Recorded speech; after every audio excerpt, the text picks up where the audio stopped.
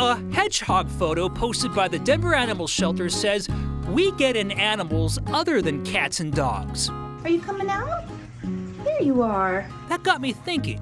Yeah, he's a handsome guy. What else slithers around here? He came in as a quote-unquote stray. So, like a curious government watchdog, I filed a records request for all the other animals aside from cats and dogs that show up needing help or a home.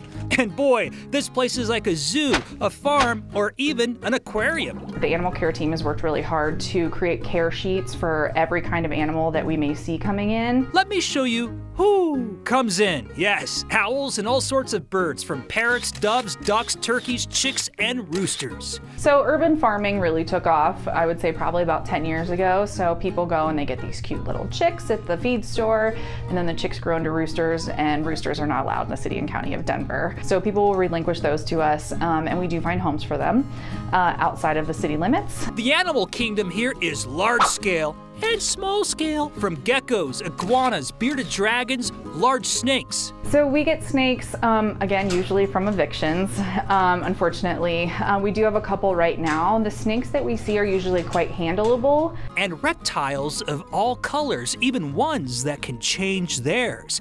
Then there's the aquatics. So we had a hoarding case of 36 turtles relatively recently in the summer. Turtles and other swimmers like angelfish, tetras, and small ones. Who wants a little gold? Or maybe a goat? Livestock is common here too, from lambs and even pigs. So a lot of people like to get them and then they think they're gonna stay small and then they become 300 pounds and people can no longer care for them. And the weirdest, creepiest that stuck out to me, a large roach. Cockroaches, hissing cockroaches, Madagascar cockroaches, they can all be pets. Some people very much like having those larger insects as pets, just like tarantulas and that kind of thing. It's like a never-ending zoo here, all thanks to the very good humans who see it all.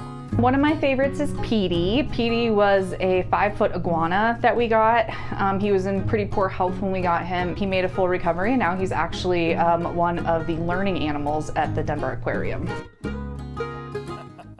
So I asked Megan there, the shelter supervisor, what is the most strangest animal she has ever seen come in? They didn't have a photo of this animal, but they had one guy have fire ants. One what? Time. That's a pet? Some guy brought in his pet fire. He got pulled over. Police seized his fire ants. They had to take him over to the animal shelter. And then later, he came and reclaimed his pet fire ants. Apparently, they were in a bucket, like in a Home Depot bucket full of sand. It's tough. So, those and the giant Madagascar cockroach, those are very difficult to walk. Yeah. You have to have a special leash. Tiny leash. Yeah, it's really difficult. You get one fire ant, you got to go get the other one. They also told a story about how a while back they had a pig come in that was found wandering around Denver's airport. Okay. Oh my goodness! And the pig had its ear tagged. They think it fell off a slaughter truck. Oh no! And yeah, so they picked up the pig and they saved the pig, and the pig is now at a pig sanctuary. Second life. Oh, that's good. So it's saved.